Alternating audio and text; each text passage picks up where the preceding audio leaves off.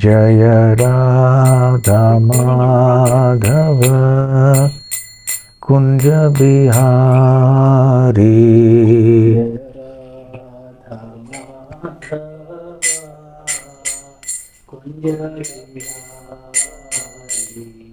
Jaya Gopi Jana Vallabha Girivaradhari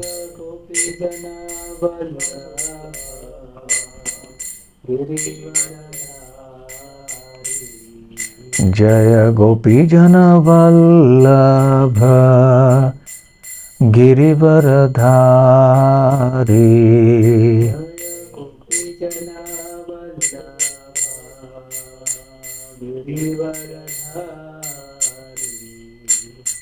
Yashodanandana Braja Jana Ranjana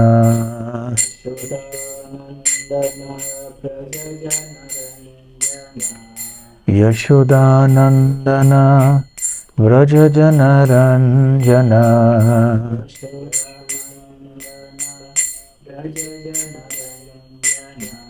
Yamuna Tira Vanachari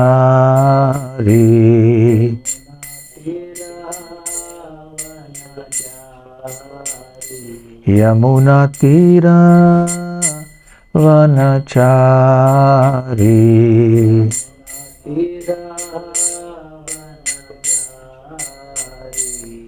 Jai Radha Madhava Kunja Bihari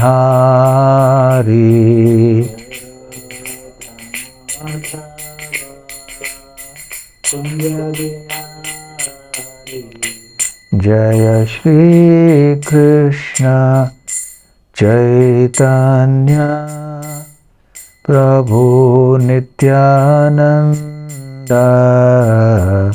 Shri Advaita Gadadhar Shrivasadi Gaura Bhakta Vrinda Jaya Shri Krishna Chaitanya Prabhu Nityananda Shri Advaita Gadadhar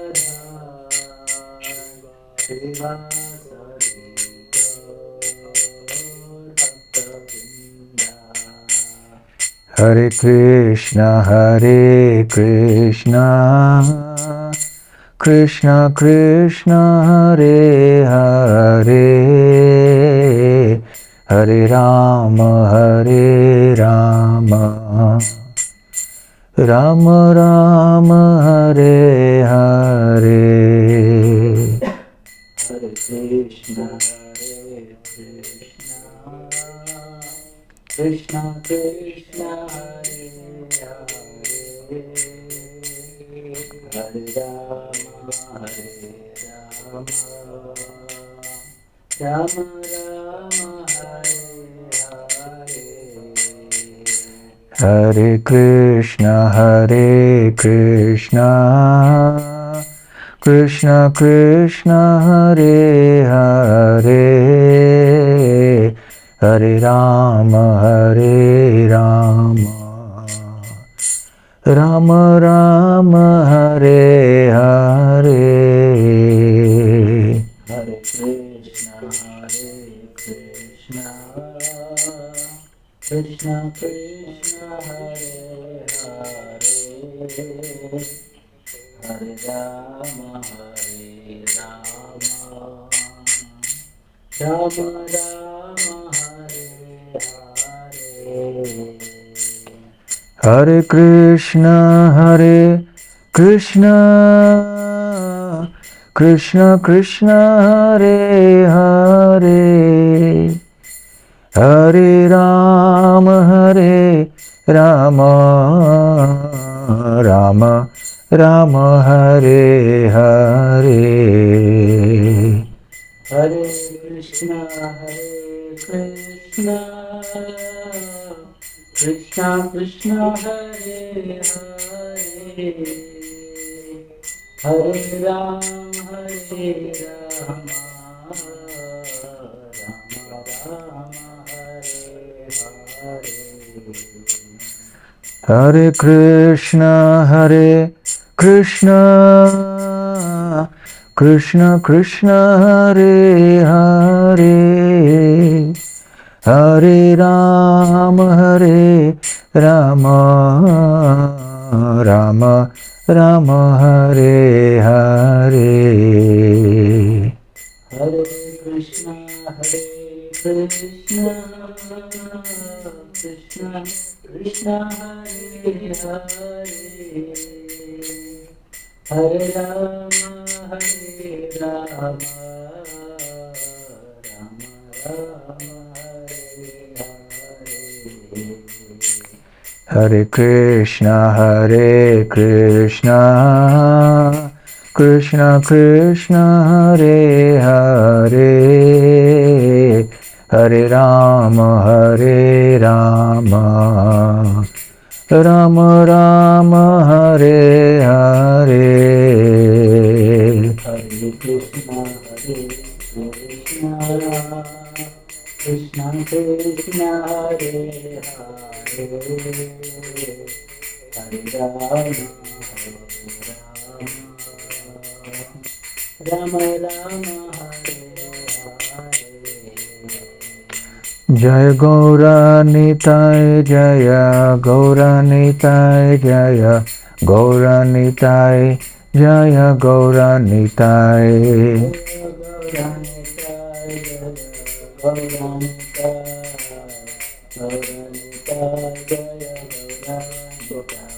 Jai Radha Govinda, Radha Govinda Radhe.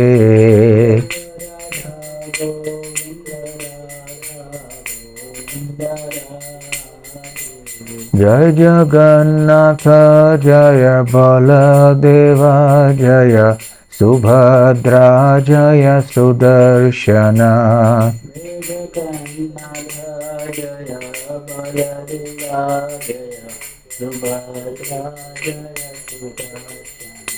Jaya Jaya Prabhupada, Prabhupada, Prabhupada, Jaya Prabhupada. Jaya Prabhupada, Prabhupada, Prabhupada, Jaya Jaya Prabhupada.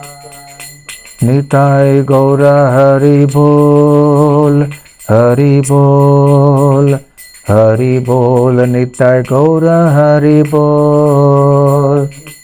Hari Bol, Hari Bol, Hari Bol, Nitai Gaura Hari Bol. Jayam Vishnupad Paramhansa Parivrajakaacharya Ashtotar Sat.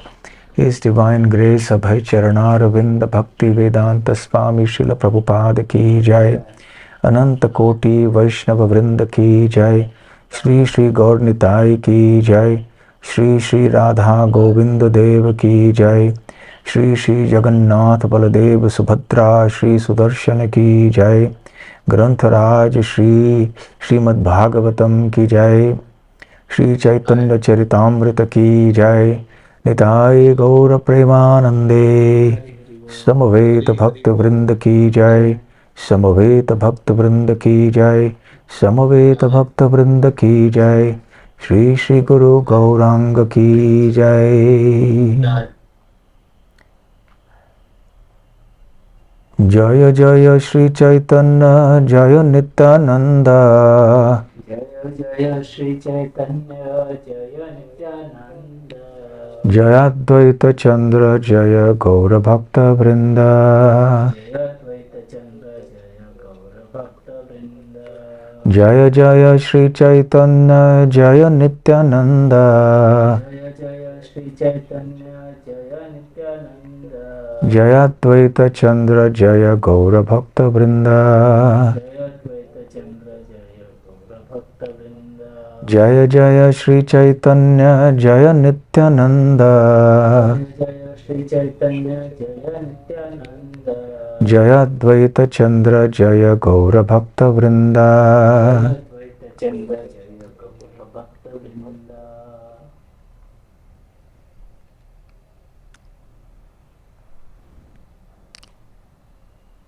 Hare Krishna. So I'm very happy to be. Hare Krishna Maharaj. We are so grateful to you for your valuable time in our session. Oh, is that Acharya Ratna Prabhu? I can't see. Okay, all right. Hare Hey, don't Krishna. pin me. Remove that. Huh? Hare Krishna.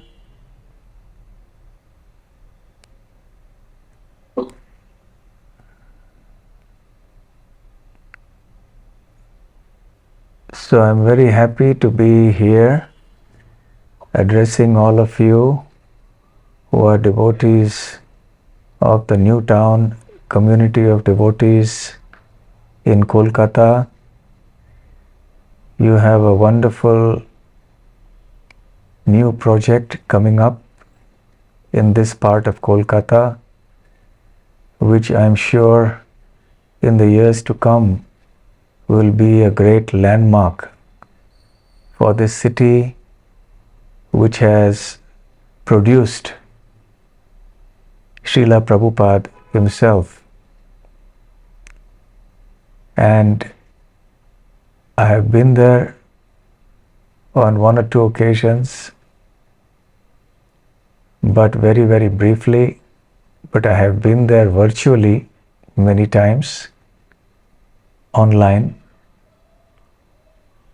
and I'm thankful to all of you for having participated in this community, and I hope and pray that you will continue to participate with the same degree of enthusiasm and vigor and make this project truly wonderful. Sri Nitai Prabhu has invited me to come here. I think he has been doing regular classes for your group, and Acharya Ratna Prabhu has been the chairman of the temple council for your project, and for many years he has also been serving all of you with great sincerity and devotion. And there are many other devotees like this in the temple and also in the community outside. And I'm sure that together all of you will make this project in Kolkata a truly exceptional project which will please Srila Prabhupada and all the other Vaishnavas. Hare Krishna. Hare Krishna. So, Maharaj, I would like to briefly introduce you so that devotees uh, can know.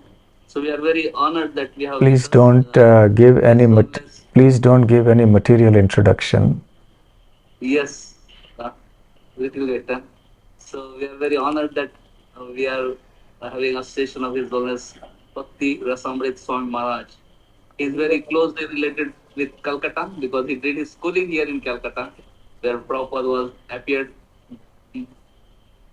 So, Maharaj, after completing his education, all I, this thing, he joined ISKCON Chowpatty temple.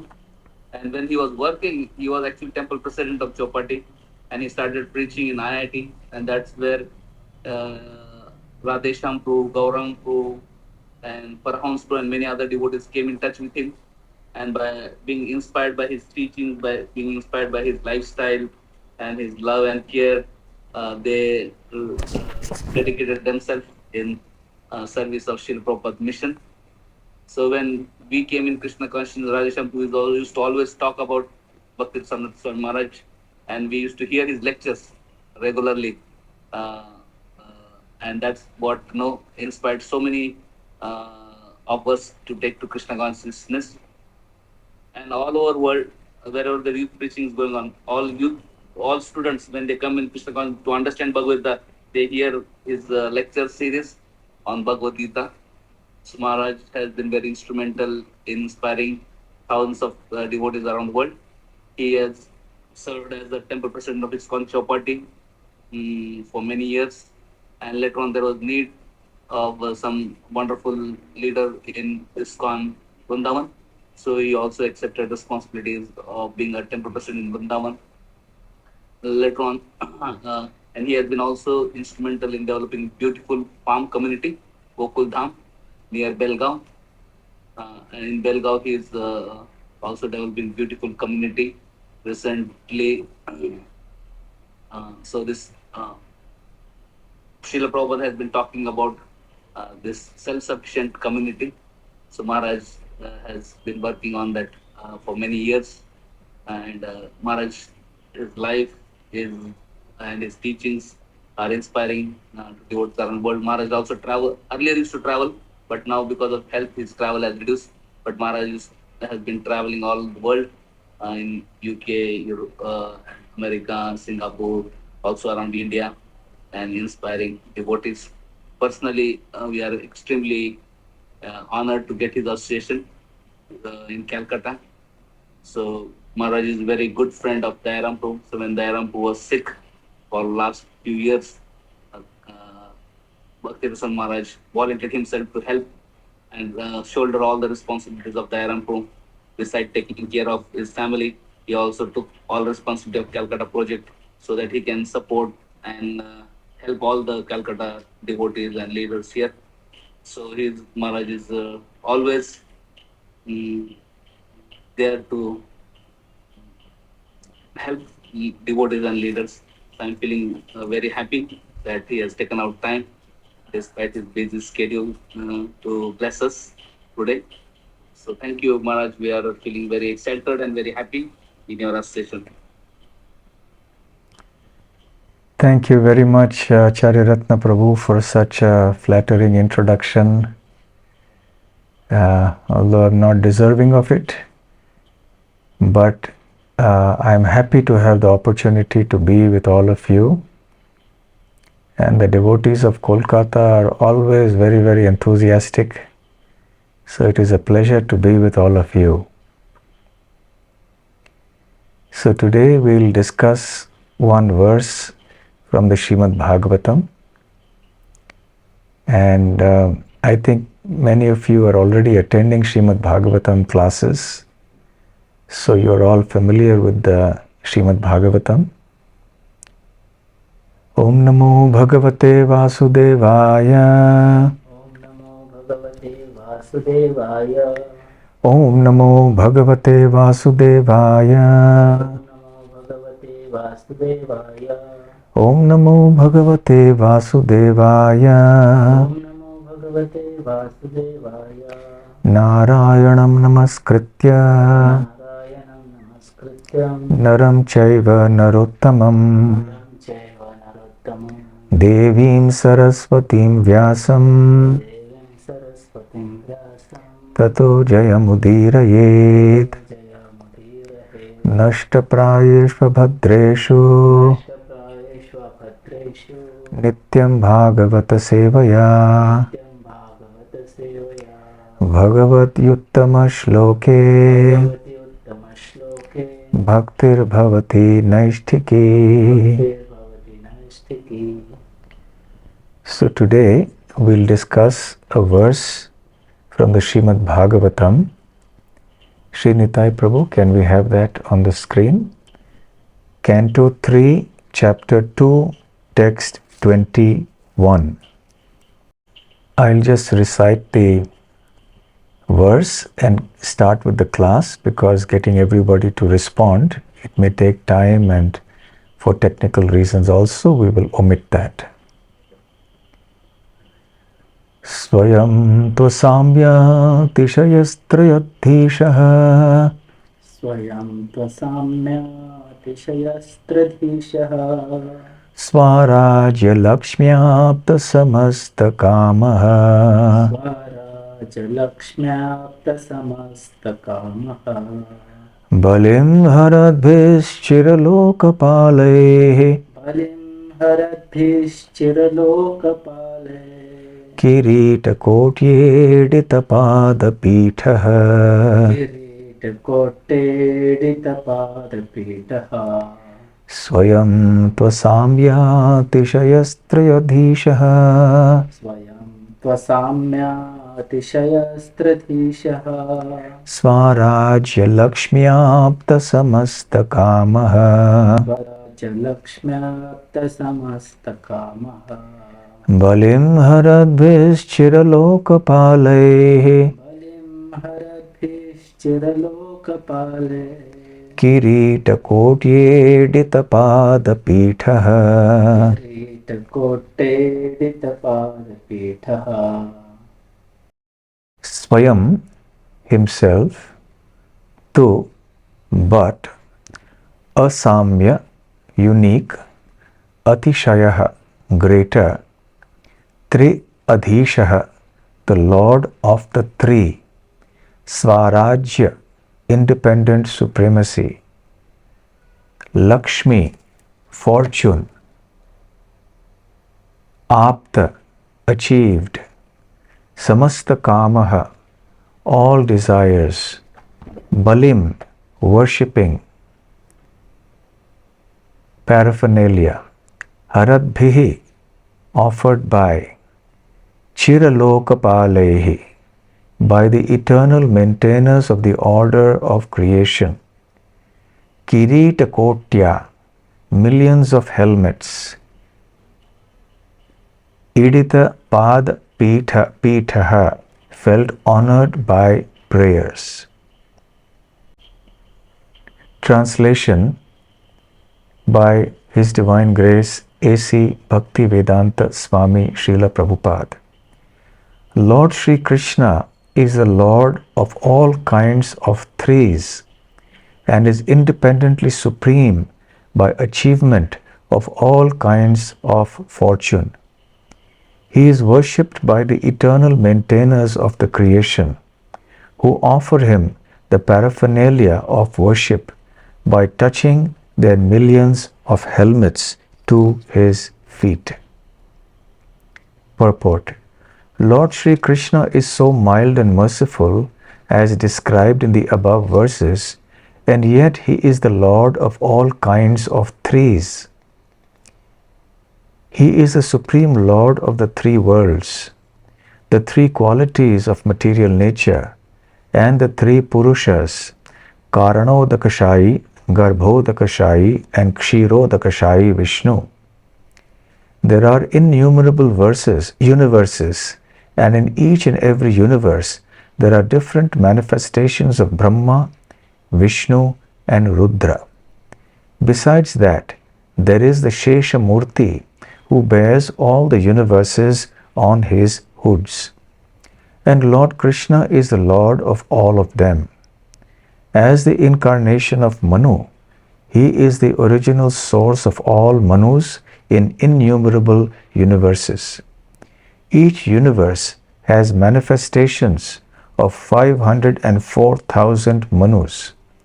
He is the Lord of the three principal potencies, namely Chit Shakti, Maya Shakti, and Tatastha Shakti, and he is the complete master of 6 kinds of fortune: wealth, strength, fame, beauty, knowledge, and renunciation. There is none who can excel him in any matter of enjoyment, and certainly there is no one greater than him. No one is equal to or greater than him. It is the duty of everyone, whoever and wherever one may be, to surrender completely unto him. It is not wonderful, therefore, that all the transcendental controllers surrender to him and make all offerings of worship.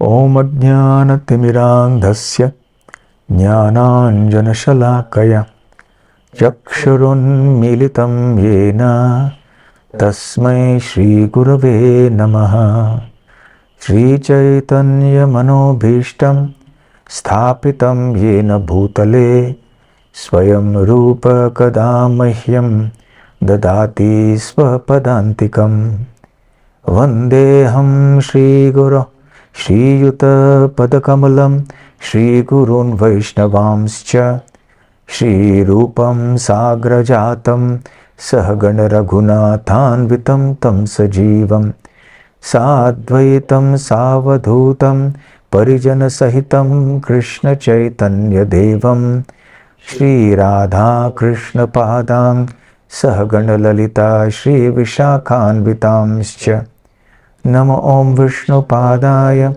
Krishna Presthaya Bhutale Srimate Bhakti Vedanta Swami Niti Namine Namaste Saraswate Deve Gauravani Pracharine Nirvishesha Shunyavadi Paschatya Deshatarine Mukam Karoti Vachalam Pangum Langhayate Girim Yat Kripatamaham Vande Shri Gurun Dinataranam Vancha Kalpatarubhyascha Kripa Sindhobhya Evacha Patitanam Pavanebhyo Vaishnavebhyo Namo Namaha Namo Mahavadanyaya Krishna Prema Pradayate Krishnaya Krishna Chaitanya Namne Gauratvishe Namaha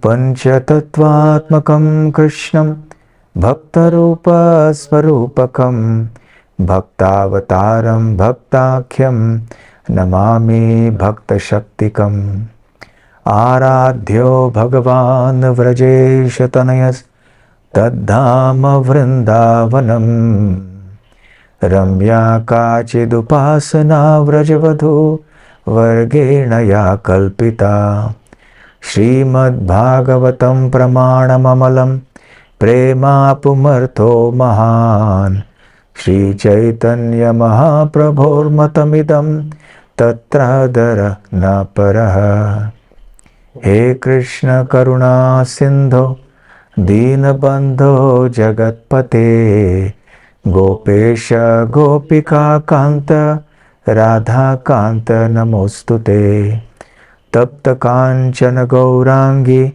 Radhe Vrindavaneshwari Vishabhano Sute Devi Pranamami Hari Priye Jaya Shri Krishna Chaitanya Prabhu Nityananda Shri Advaita Gadadhar Shivasadi Gaura Bhakta Vrinda Hare Krishna Krishna Krishna Hare Hare Hare Rama Rama Rama Hare Hare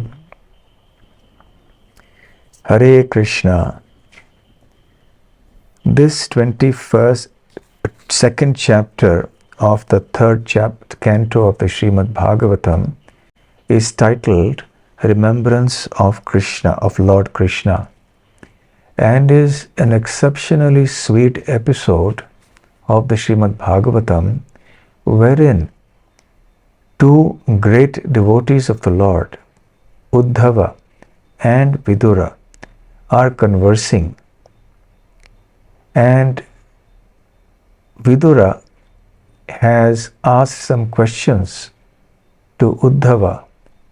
Uddhava, being stimulated by the mention of Lord Krishna, is transported into a realm of ecstasy, or rather a realm of ecstatic remembrance of the various qualities and pastimes of the Lord at different ages and different places. And he begins to narrate some of the wonderful qualities and pastimes of the Supreme Lord Sri Krishna. And his pastime goes on from Vrindavan all the way through Kurukshetra, all through Dwarka, etc., all the way up. In having spoken about the very mild and merciful nature of Sri Krishna, to use the words of Srila Prabhupada in the purport, now Uddhava describes to Vidura the opulence of Sri Krishna in this verse. Opulence in terms of his being the Lord of all kinds of trees. when you announce this as a topic, there is a chance that people may start thinking this is a misprint, and that actually the topic may be Lord Krishna is the Lord of trees. He is not the Lord. Of course, he is the Lord of the trees, like he is the Lord of human beings, of animals, of everything and everyone. So he is certainly the Lord of trees. But in this specific context of today's topic, we are speaking of Krishna as being the Lord of all kinds of trees. Three, 1, 2, 3. There are categories of trees, 3 in number. And Uddhava is therefore addressing Sri Krishna as Trayodhisha. 3 means 3, Adhisha means the Lord. So therefore he is the Lord of the 3. And there are varieties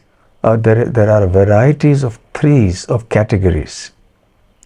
And in this particular purport, Srila Prabhupada has mentioned a certain number or certain categories of those. But before that, we'll just talk briefly about some of the word. Swayam tu asamya atishayaha. So referring to Krishna, Uddhava says that Krishna is himself asamya and atishayaha, in the sense that there is no one who is samya, no one who is equal to Krishna. Samya means equal, asamya means not equal. When the prefix a is used in Sanskrit, it denotes a negation. That means it is the opposite.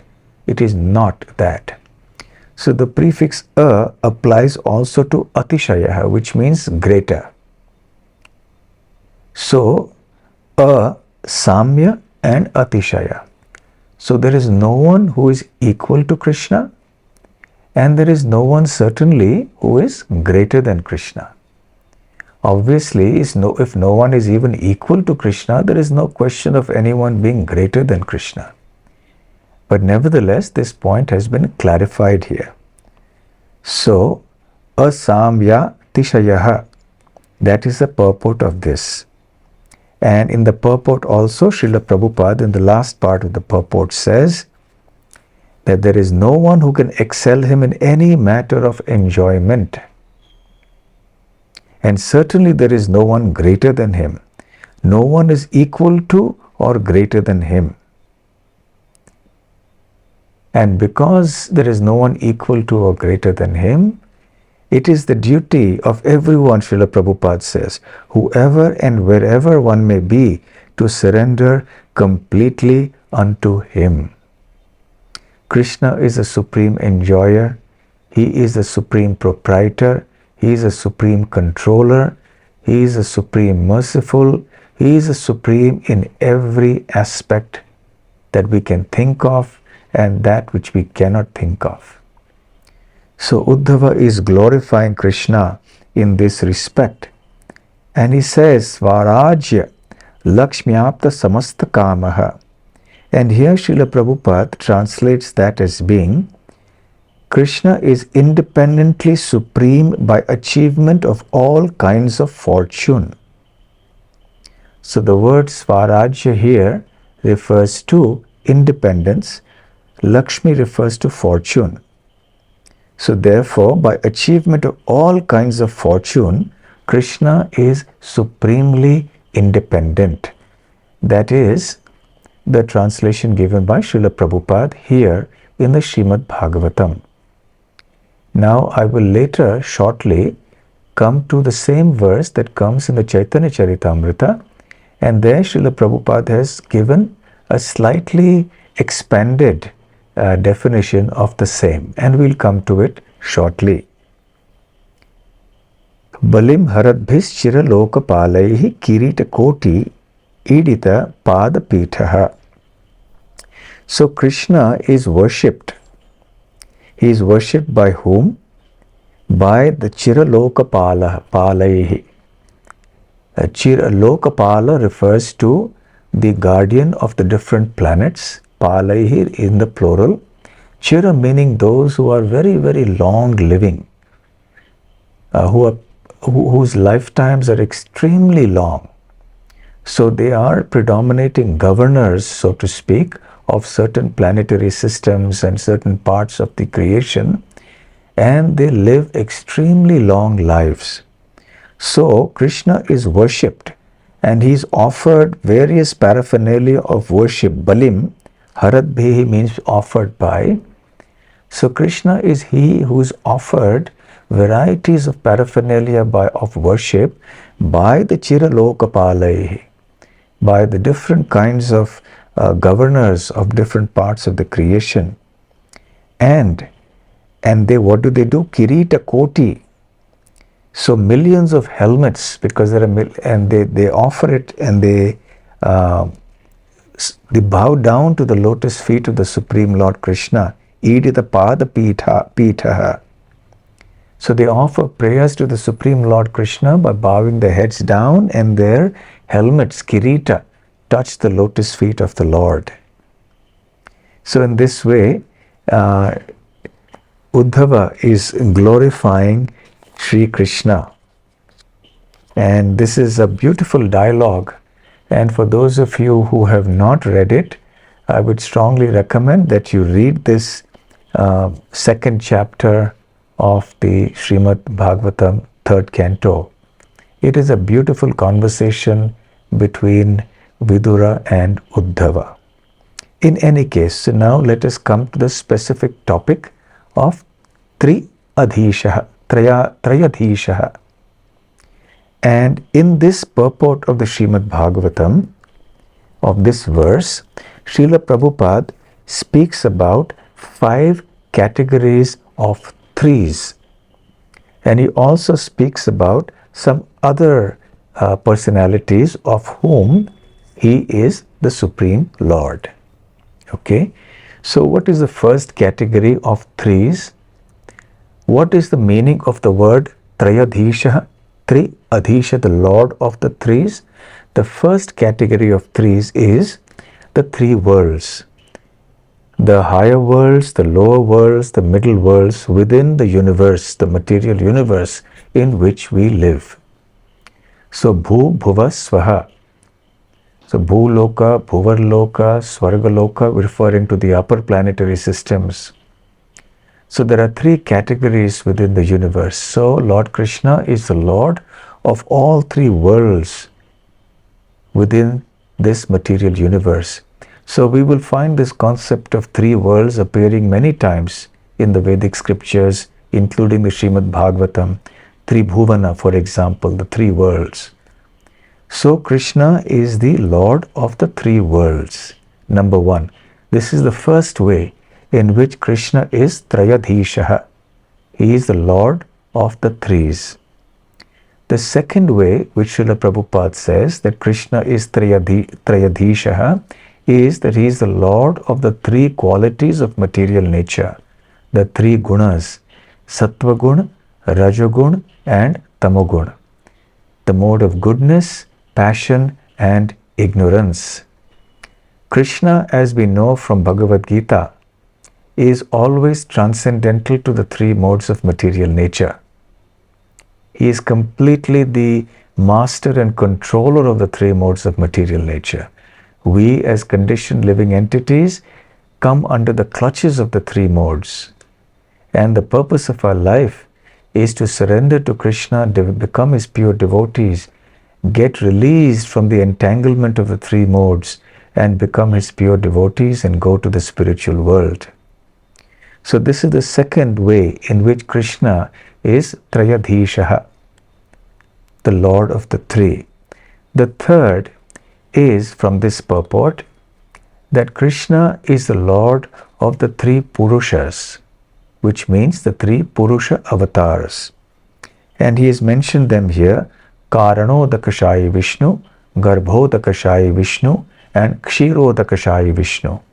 These forms of Vishnu, as we all know, are connected to the material creation. Karanodakashayi Vishnu is Mahavishnu. It is he who lies in the causal ocean. Karana Udaka Shayi Vishnu. Karana means the cause, Udaka means water in Sanskrit, Shayi means one who is lying down or sleeping. So Karanodaka Shayi Vishnu refers to that Vishnu who is lying down in the causal ocean, also called the Viraja river. The Viraja river is nothing but the transcendental perspiration of the Supreme Lord, as is explained in the Chaitanya Charitamrita. So, Mahavishnu is one of the expansions of the Supreme Lord Krishna. He lies down, and from the pores of his skin, many universes emanate. And we'll be seeing that in the Chaitanya Charitamrita that we discuss. So, that is Mahavishnu. From Mahavishnu, many universes emanate. Into each universe, there is another expansion of Mahavishnu who lies down in the Garbha Udaka, the water that is half filled, the universe. And Shahi lies down in that. And that is Garbhodaka Shahi Vishnu.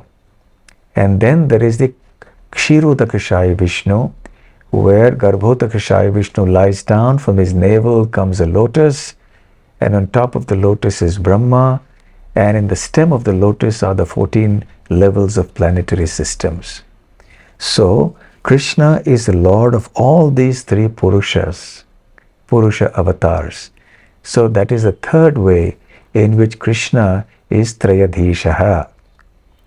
The fourth way in which Krishna is Trayodhisha is that he is the Lord of the three Guna avatars.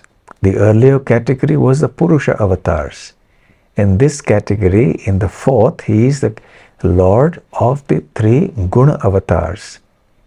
Not only is he the Supreme Lord of the three Gunas, but he is also the Lord of the avatars who are in charge of the three Gunas. That is Brahma, Vishnu and Shiva. So Brahma is in charge of the mode of passion, so to speak, Lord Shiva in charge of the mode of ignorance, and Lord Vishnu in charge of the mode of goodness. So Lord Krishna is the Lord of all three, and this will be explained later in the Chaitanya Charitamrita. And the fifth way in which Krishna is Trayodhisha, as per Srila Prabhupada's purport here, is that he is the Lord of the three principal potencies, Chit Shakti, Maya Shakti and Tatastha Shakti. Chit Shakti refers to the spiritual energy by which the entire spiritual world is manifested. Maya Shakti refers to his inferior energy by which the whole material world is manifested. And the Tatastha Shakti refers to those jivas who are mostly within the material world under the clutches of the three modes of nature. And many of these jivas become fortunate by becoming pure devotees, and they go to the spiritual world to participate in the Supreme Lord's pastimes. So, the Lord is the Lord of these three Shaktis also. The Lord has infinite energies, innumerable energies. At the same time, it can also be said that he has only one energy. I was just hearing a lecture of Srila Prabhupada today, where he says that for Krishna there is no difference between spirit and matter. Now this may be surprising to us because that is one of the first things we hear and study when we study Bhagavad Gita. That there is the para prakriti and the apara prakriti, the spiritual energy, the material energy. And indeed, that is a very fundamental concept of the Bhagavad Gita, and we have to understand this very, very clearly. Okay, there's a comment that says that my voice is breaking sometimes. Is that so? Are you able to hear me clearly? Srinitai Prabhu, are you able to hear? Clear. Just sometimes. Sometimes mostly clear. Okay, now this is beyond my control. I am not supreme controller of the internet, of different types, 3 types of internet, that only Krishna is the controller of the 3 types of internet. So it may happen sometimes.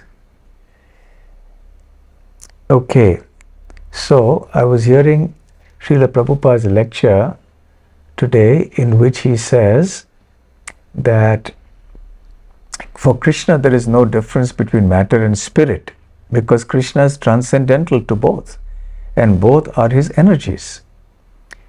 The distinction between spirit and matter is especially important for conditioned souls. Okay, so the distinction between material and spiritual energies is for those who are conditioned souls. But for Krishna, there is no such distinction. So one could say that Krishna has only one energy. But that one energy can have innumerable manifestations according to the functions they perform. So therefore, these divisions can be there. One can divide the energy into various categories. And this is one very prominent way in which the energies are divided: Chit Shakti, Maya Shakti, and Tatastha Shakti. So now, the same verse that we have read today is also mentioned by Sri Chaitanya Mahaprabhu in the Chaitanya Charitamrita, in the Madhya Leela, chapter 21, the opulence and sweetness of Krishna. This is again another wonderful conversation that happens between Sri Chaitanya Mahaprabhu and Srila Sanatana Goswami.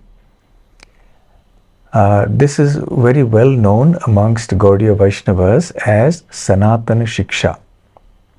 Just as Mahaprabhu's teachings to Rupa Goswami are called Rupa Shiksha, the teachings to Sanatana Goswami by Mahaprabhu are called Sanatana Shiksha.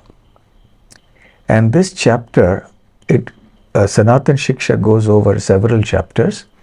And in this chapter, the title is The Opulence and the Sweetness of Lord Krishna. So, Chaitanya Mahaprabhu begins by speaking about how Krishna's opulences are unlimited, and especially he speaks about the unlimited opulence of his spiritual world. And then he chants, or he speaks this exact same verse that we spoke about. And he explains elaborately the meaning of Trayodhisha. And he gives very lengthy explanation that goes on for almost 60 verses. So, in this Madhya Leela 21st chapter, almost 60 verses are devoted to expanding on this one particular verse, and not just this verse, but the particular phrase, that word Trayodhisha, the Lord of the Threes. So here I'll read the translation. Srila Prabhupada has translated this as: the Supreme Personality of Godhead, Krishna, is the master of the 3 worlds and the 3 principal demigods, Brahma, Vishnu, and Shiva. No one is equal to or greater than him. By his spiritual potency, known as Swarajya Lakshmi, all his desires are fulfilled. While offering their dues and presents in worship, the predominating deities of all the planets touch the lotus feet of the Lord with their helmets. Thus they offer prayers to the Lord. So we can see this translation is slightly different from the one that Srila Prabhupada himself has done in the Srimad Bhagavatam. So here he is clarifying, or he's in the translation itself, he is giving 2 meanings of Trayodhisha. First, that he is the master of the 3 worlds, and second, that he is the Lord of the 3 principal demigods, Brahma, Vishnu, and Shiva. And here in the translation itself, he speaks about the Asamya Atishayaha. that there is no one equal to or greater than Krishna. You see, elsewhere in the Bhagavatam, we will see Krishna being described as Asamurdhva, Asama Urdhva, the exact same meaning. Sama means the same, Urdhva means greater. So Asamurdhva means that no one can be equal to or greater than Krishna. And Srila Prabhupada clarifies here also in this translation that Swarajya Lakshmi refers to his personal spiritual potency by which he can fulfill all his desires. Apta means to achieve, samasta kama means all desires. So Krishna has the capacity, unlimited capacity to fulfill all his desires because his potency is unlimited, Swarajya Lakshmi, his personal spiritual potency. So, yes, thank you. We can now come out of this. So, Mahaprabhu begins explaining this by speaking about Krishna, who is the supreme personality of Godhead. He cites the famous verse, Ishvara Paramaha Krishna, Satchidananda Vigraha, Anadiradir Govinda, Sarvakarana Karanam, to show that there can be no one greater or equal to him, and he is the origin of all. Now, coming to the explanation of the word Trayodhisha, the Lord of the Threes, here he gives 4 different meanings. The first one is that he is the Lord of Brahma, Vishnu and Shiva. And he says that this is a general description. General description meaning just a preliminary understanding of this. And then he says there is another meaning of Trayodhisha. So the first meaning Mahaprabhu has given is that he is the Lord of Brahma, Shiva and Vishnu. The second meaning Mahaprabhu gives, he says, is the middle meaning in which Krishna is the super soul of the 3 Purusha avatars. For shortage of time, I will not read all these verses. I suggest for those of you who are interested, you can go to Chaitanya Charitamrita, Madhya Leela chapter 21, text 33 onwards, and you can then at leisure study this beautiful passage, this beautiful conversation, the teachings of Chaitanya Mahaprabhu. So he says that Krishna as the Lord of Mahavishnu, Padmanabh and Kshirodakashaya Vishnus is the Trayodhisha. These 3 Purusha avatars are the controllers and shelters of the entire universe, but nonetheless they are plenary portions of the portions of Krishna. And then the third, he says there is a confidential meaning of Trayodhisha. He has given the general meaning of Krishna as the Lord of Brahma, Vishnu, Mahesh. He has given the middle meaning as being the Lord of the 3 Purusha avatars. And now Chaitanya Mahaprabhu will give the confidential meaning of Trayodhisha, the Lord of the Threes. And he goes on to explain from text 43 all the way to text 54. He talks about the 3 abodes of Krishna in the spiritual world. All dhamas, all the dhams of the Lord rather. Goloka Dham, Vaikuntha Dham and Devi Dham. Goloka Vrindavan is the transcendental abode of Sri Krishna. So there is the spiritual world and there is the material world. The material world is called the Devi Dham because it is predominated or controlled by Mahamaya, Devi, Durga Devi, because here everybody is under the clutches of Maya. But beyond this material world is the spiritual world. And the spiritual world has 2 parts. the Vishnu Loka consisting of all the Vaikuntha planets where Krishna resides in his four-armed form and with his associates. And then even beyond the Vishnu Loka is the Krishna Loka.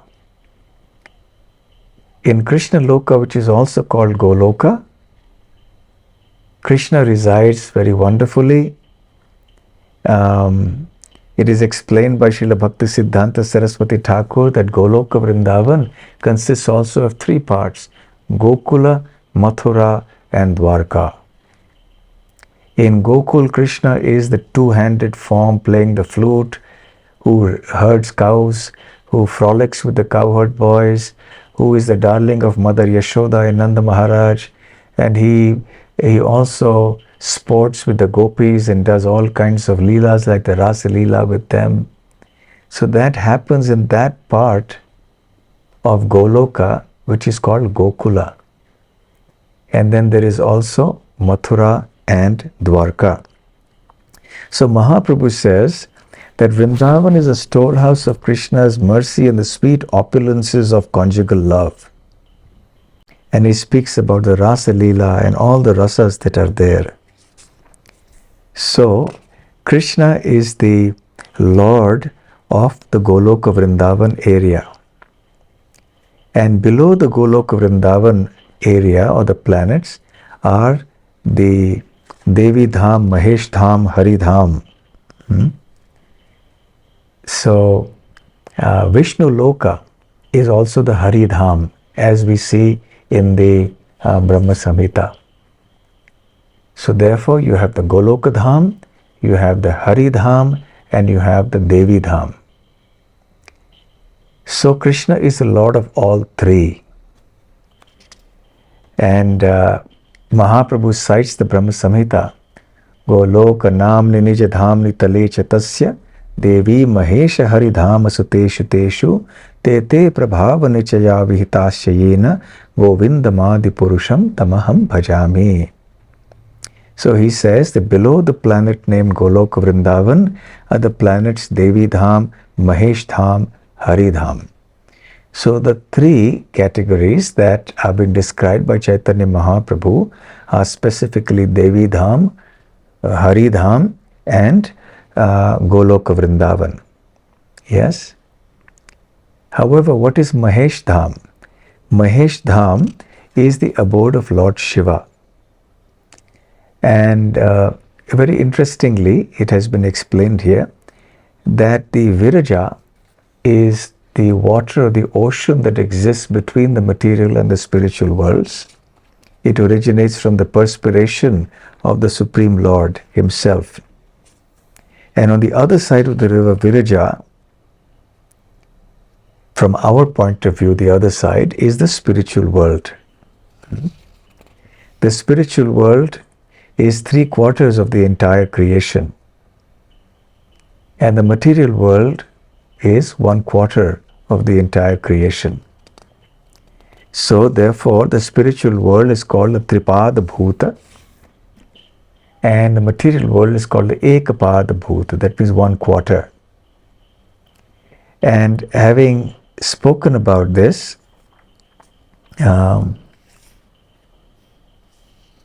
yes, interestingly, I will read a purport about Mahesh Dham.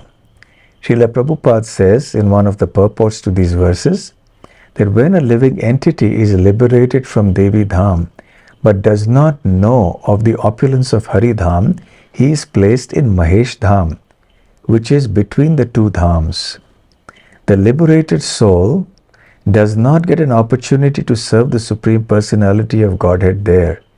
Therefore, although this Mahesh Dham is Lord Shiva's Dham, and above Devi Dham, it is not the spiritual world. The spiritual world begins with Hari Dham or Vaikuntha Loka. So very nice. Now, in this connection of Krishna as Trayodhisha, as the Lord of Goloka, Goloka Dham, Hari Dham, and Devi Dham, Mahaprabhu he narrates a very wonderful pastime that has happened. One time, Brahma, he came to Dwarka to visit Lord Krishna. He came to the doorstep and he told the doorkeeper that please tell Lord Krishna that Brahma has arrived to take his darshan.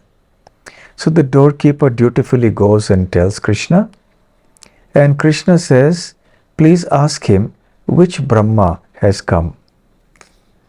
So Brahma is surprised when the doorkeeper asks him this question, that Lord Krishna is asking which Brahma has come. So Brahma says, please tell him the four-headed Brahma, who is the father of the four Kumaras, has come. So then the doorkeeper conveys the message to Lord Krishna, and then the doorkeeper escorts him to the presence of Lord Krishna. Brahma sees Lord Krishna and offers his complete obeisances to him. He glorifies Lord Krishna. Lord Krishna also honors him with suitable words and welcomes him appropriately, because after all, Brahma is the most important jiva within the universe. And then Krishna asks Brahma, please tell me why you have come here. So Brahma says, my dear Lord, why I have come here is a matter I will talk to you later. But what I'm really curious about is, why did you ask the question, which Brahma has come? Does it mean that there is any other Brahma apart from me within this universe? So, upon hearing this, Krishna smiled and he meditated for only a moment. And immediately unlimited Brahmas arrived at that very spot where Brahma was present with Krishna in Dwarka. And Mahaprabhu describes that each of these Brahmas had different number of heads. Some had 10 heads, some had 20, some had 100, some 1,000, some 100,000, 10,000, some 100,000, some 1 crore, some 10 crore. And so many Brahmas, unlimited Brahmas came there with these different numbers of heads. It was completely a bewildering sight for Brahma. And along with that came unlimited Shivas with heads numbering 100,000, 10 million, and so on. Because our Shiva can have 10 heads, he's called Panchanana, Panchamukhi or Panchanana. But here the number of Shivas who came had faces or heads numbering millions and millions. And along with them came Indras, who had thousands of eyes all over their bodies. Indra in our universe has eyes for different reasons. And so we had Indra coming there, so many Indras with different numbers of eyes all over the body. And when our Brahma, he saw all these other entities, including the Brahmas, he got completely bewildered and he felt like he was a rabbit in the midst of a vast herd of huge elephants. And he just did not know what is going on. And then he saw something even more astonishing. He saw that all the Brahmas who had come to Krishna offered their respects to Krishna. And when they did that, their helmets touched the lotus feet of Krishna. And Mahaprabhu says that no one can estimate the inconceivable potency of Krishna. All the Brahmas were resting in one body of Krishna. And so when all these Brahmas offered their obeisances to Krishna, and all the helmets struck together at Krishna's lotus feet, and a tumultuous sound arose as a result. And with folded hands, all the Brahmas, all the Shivas, all the Indras, they began to offer prayers to Krishna. And they said, "O Lord, you have shown me a great favor by allowing me to have your darshan. It is my great fortune that you have called me. You have thought of me as your servant, and that is our good fortune. Please let me know what order I can fulfill of yours. Now, it's interesting that each of them is speaking in singular tone, not in plural. The Brahmas are not saying, we have come here as your servants, please tell us. So they spoke for themselves alone for a reason we will see very, very shortly. Each of them spoke in the singular voice and said that I have come here.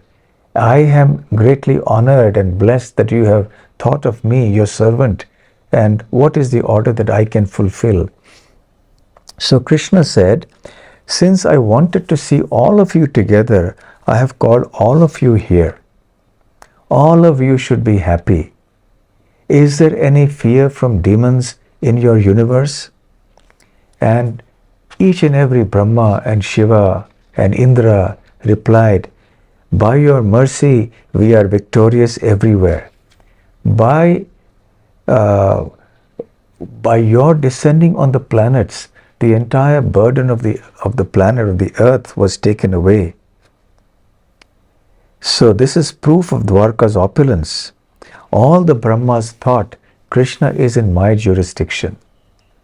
You see, there are innumerable universes in the material world, and each universe has one Brahma. Each universe has Lord Shiva. Each universe has Indra and many of the demigods.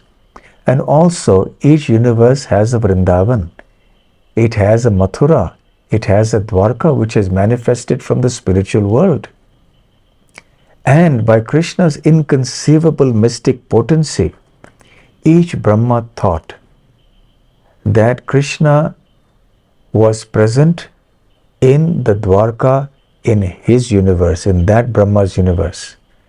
So that Brahma did not realize that he was transported from his universe to our universe and that he was present here. He thought that he was within his universe and that Krishna within Dwarka of his universe had called him there. And astonishingly, Mahaprabhu says that the opulence of Dwarka was perceived by each and every one of them. And although they were all assembled there together, no one could see anyone but himself. In other words, none of the Brahmas could see the other Brahmas or the other Shivas and Indras. None of the Lord Shivas could see the other Lord Shivas or Lord Brahmas. So as far as each of these Brahmas and Shivas and Indras and so on were concerned, they could only see themselves and Krishna at that place. Astonishing, yes? And Srila Prabhupada mentions in the purport that only the four-headed Brahma of our universe could see all the other Brahmas. And he could see all the other Shivas and Indras. Just imagine how fortunate our four-headed Brahma is. Even though there are universes that are many, many times larger than our universe, and even though the Brahmas in those universes have hundreds and even millions of heads, and our Brahma in comparison is a very tiny Brahma with only 4 heads, still he had this unlimited privilege of being able to see what none of the Brahmas and Shivas were able to see. He was able to see all the Brahmas present at that one spot. He was able to see all the Lord Shivas present at that one spot. He was the only one apart from Krishna who could see all the assembled Brahmas and Shivas and Indras. And none of the other Brahmas and Shivas could see each other, and they could not meet or talk amongst themselves individually. How astonishing and extraordinary this pastime is. And then Lord Krishna bade farewell to all the Brahmas and Shivas. They all offered their obeisances and they returned to their respective homes.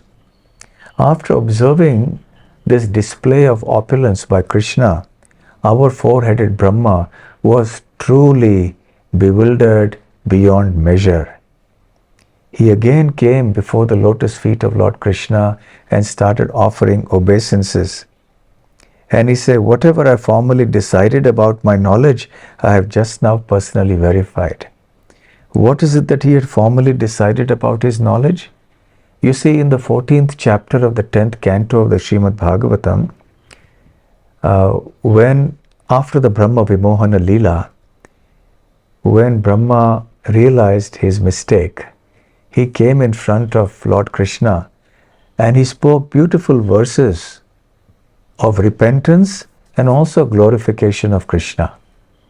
And one of those verses is a very sweet verse. Jananta eva janantu kim bahuktyana me prabho manaso vapusho vacho vaibhavam tava gocharaha. Krishna says, my dear Krishna, or Brahma says, my dear Krishna, there are many people who say, I know Krishna.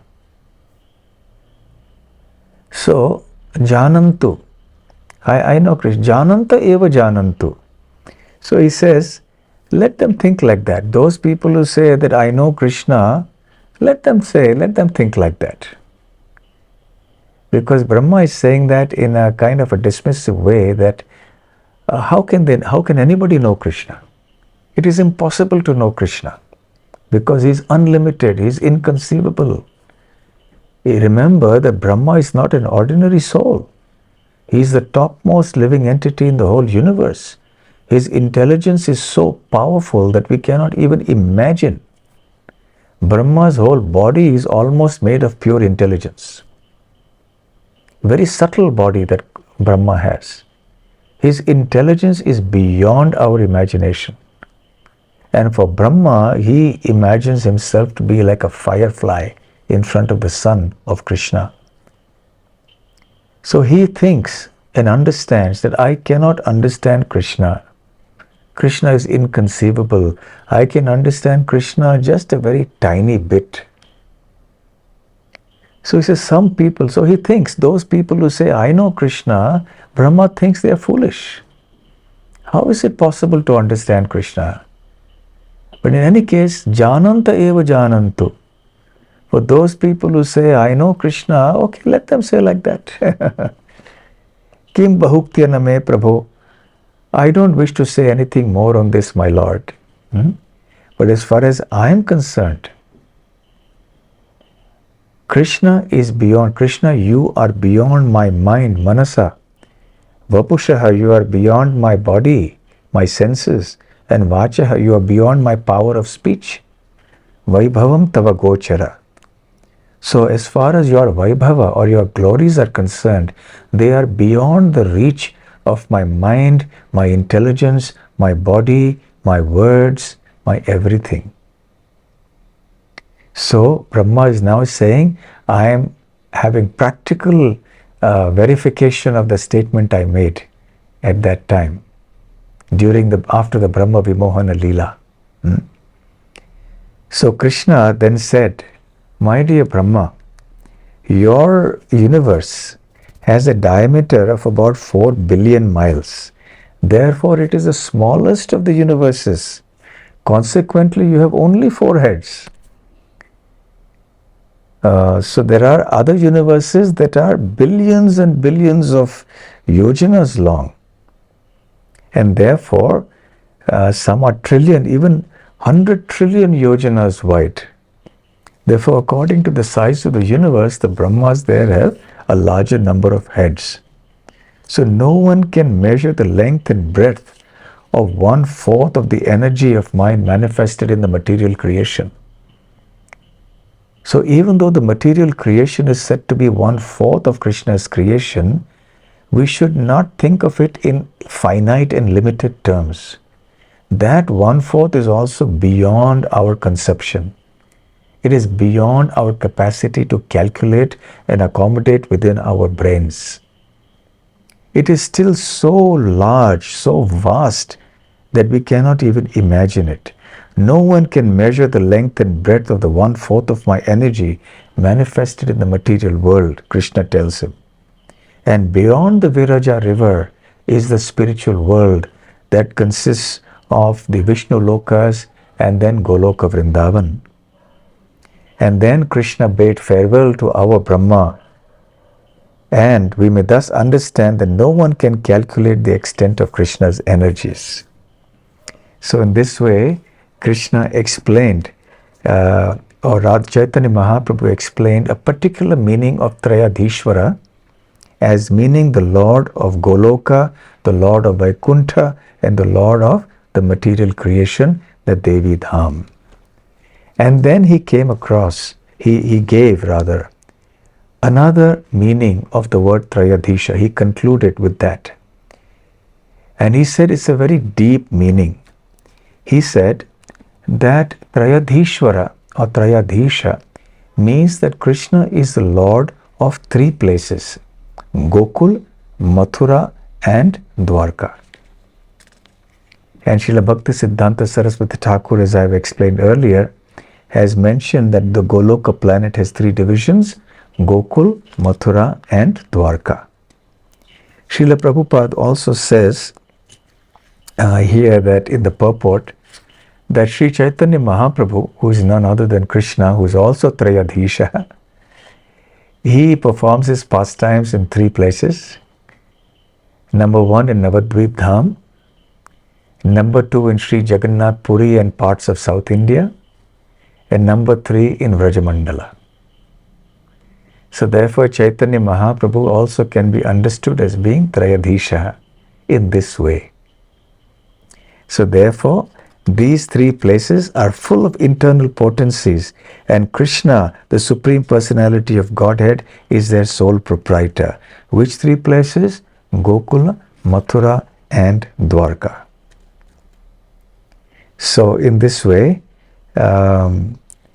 Mahaprabhu has described the potencies of Krishna. And in trying to explain the potencies of Krishna, he invoked this particular verse from the Srimad Bhagavatam, and he gave a very beautiful purport to Krishna as a Trayodhisha.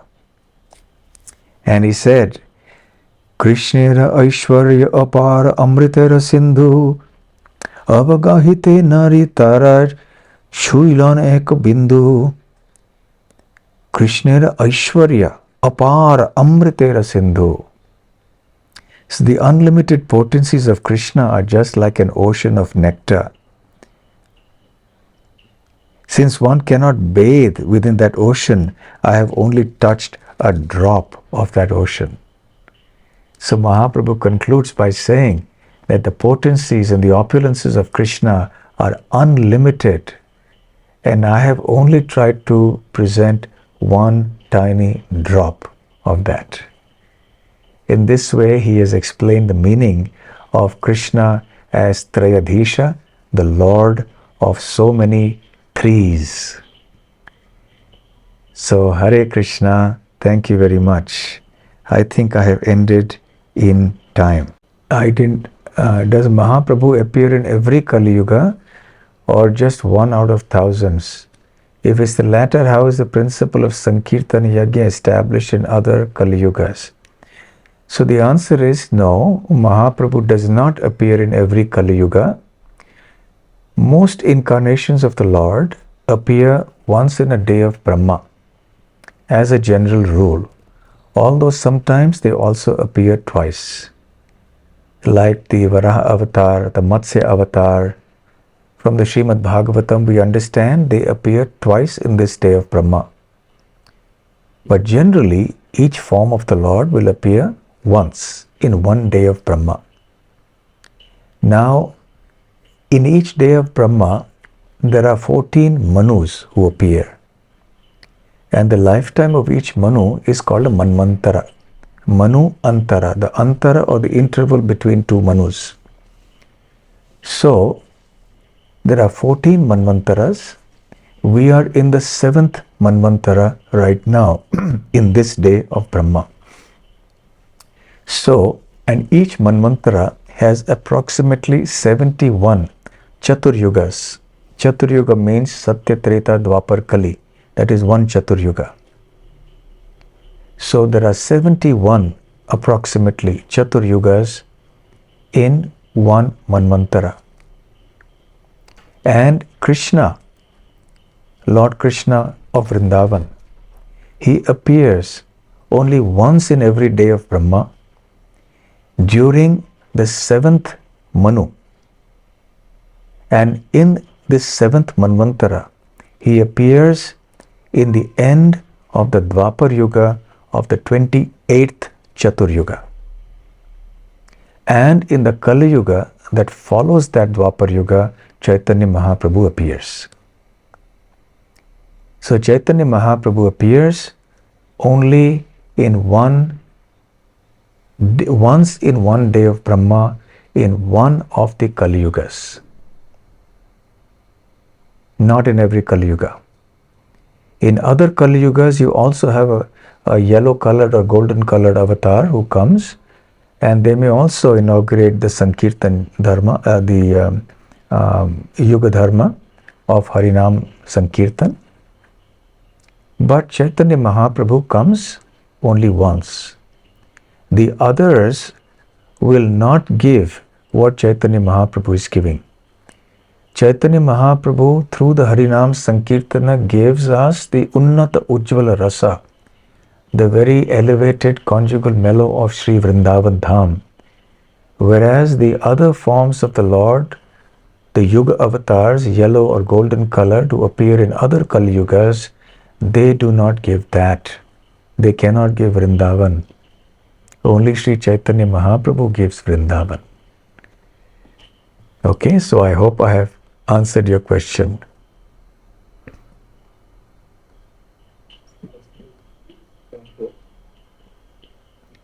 So next question here is, so in each universe there is Vishnu, Brahma and Shiva. Some people say Krishna, Narayan and Vishnu, they are all the same. So Krishna, Narayan, Vishnu are indeed the same. Yes, they are.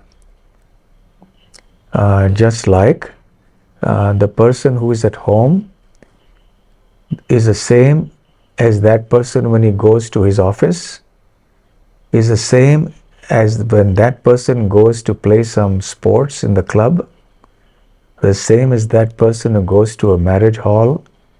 He is dressed differently on all four occasions, but he is the same person. So there are differences in the way they may appear, and there's differences in the mood, but it's the same person.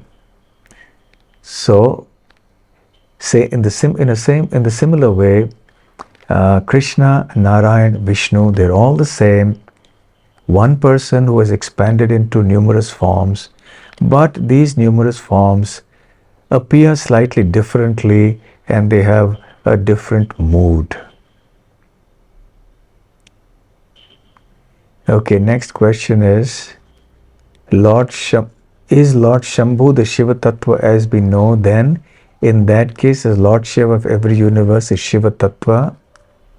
You see, along with Mahavishnu, there is also Lord Shambhu. And that Lord Shambhu expands himself to become Lord Shiva in every universe. So all the Shivas of every universe are also Shambhu Tattva or Shiva Tattva. And that Lord Shiva will also expand in each universe into so many Rudras. So that is a very elaborate topic. Next, our question here is there Srimad Bhagavatam in other universes as well? If yes, is it the same as the one we have in this universe? There are certainly Srimad Bhagavatams in not only every universe, but also even in the higher planets of this universe. There is a Bhagavatam in the higher planets which may have many more verses. So in other universes, certainly there is Srimad Bhagavatam, but it may have a slightly different form from the one that we have here. It need not necessarily have exactly the same kind of verses and the arrangement of pastimes, the same chronological order, etc. The Srimad Bhagavatam is there, but the form and the content may not be identical. There may be some changes. Next question. I heard we are at Yuga Sandhya of Kali Yuga. Does Yuga Sandhya of Kali Yuga symptoms are more than actual Kali Yuga or lesser than the actual Kali Yuga? Well, they are lesser because the Sandhya is the period which is just 10% at the beginning and 10% at the end. So they are the parts when the full-blown Kali Yuga has not come in. So the symptoms are lesser in the Sandhya. Next question is, every Shiva coming from Lord Brahma? At least in our universe, yes, that is the case. But in every universe, is that the case? That depends. If Lord Krishna wills, Lord Shiva may appear in a different way too. But in our universe, as it has happened, Lord Shiva emanates from the space between the eyebrows of Lord Brahma. But actually, from the ontological or tattva perspective, Lord Shiva is superior to Brahma, because generally Brahma is a jiva, whereas Shiva tattva is superior to the jiva tattva. Next class, which kind of people go to Mahesh Dham, and is it possible for such people to go further to Vaikuntha, or can they fall down to the material world again like it happens with Brahma Jyoti? Well, I read that purport of Srila Prabhupada, in which he says that certain personalities who worship, who get liberated by being connected to Lord Shiva without having understanding of Vaikuntha, what to speak of Goloka, they get to go to Mahesh Dham and they reside there. That is the intermediate destination between the material world and the spiritual world. So it is neither the material world nor is it the spiritual world. Lord Shiva's abode, Mahesh Dham, it is only after that that the Hari Dham or Vaikuntha world begins, and below Mahesh Dham is the material world. So this is a very special category. And another question is, in other universes or planetary systems, is there only one Krishna or different avatars of Krishna? Well, Krishna has unlimited avatars, and all these avatars will descend into the universes at different times from the spiritual world. That is why they are called avatars. Avatarati iti avataraha. One who descends is called an avatar. So the next question is, how is Krishna the controller of the Purusha avatars, as all the Vishnus are independent? You see, Krishna being the controller of Lord Brahma is easy to understand. Lord Krishna being the controller of Lord Shiva is also not difficult to understand. But Krishna being the controller of Vishnu is a little more subtle, and the way to understand it is that Vishnu also is an expansion of the expansion, Anshakala, of Lord Krishna. So Krishna expands as Balaram, and then there is Sankarshan, there is Pradyumna, Aniruddha. There are so many expansions that happen in the Vaikuntha world. So therefore, Vishnu is called is considered being controlled by Krishna because he is an expansion of Krishna. Yes, certainly Vishnu being the Supreme Lord is also independent, but nevertheless, he is also subservient to Lord Krishna. So in the Srimad Bhagavatam verse, Ete chansakala punsa Krishnastu Bhagavan Swayam Indrari Vyakulam Lokam Ridayanti Yuge Yuge, when it speaks of Krishna as Swayam Bhagavan, it indicates that Ete cha anshakalaha punshaha. Ete, all these forms of Krishna specifically refers to the Purusha avatars, that they are the kalas or the expansions of Krishna, but Krishna is Swayam Bhagavan. And also there is a pastime in the Srimad Bhagavatam in which Mahavishnu himself wants to have darshan of Lord Krishna in Dwarka, and therefore he takes away the sons of a Brahmana, and this is another long, beautiful pastime. We don't have time to describe that. So even Mahavishnu wants to have darshan of Lord Krishna. And finally, the last question: if the Yuga Sandhya symptoms are lesser than the actual Kali Yuga, but we see all the expected symptoms mentioned in the Bhagavatam are seen now, how is the actual Kali Yuga more terrible than this? Well, actually, yes, because of the advent of Mahaprabhu, many of the symptoms of the intense Kali Yuga are manifesting earlier than usual. And then Mahaprabhu has the opportunity to deliver everybody.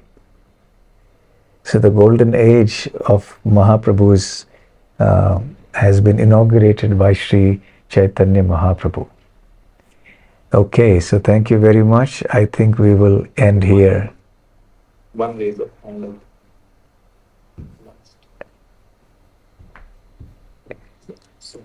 I think we'll stop here.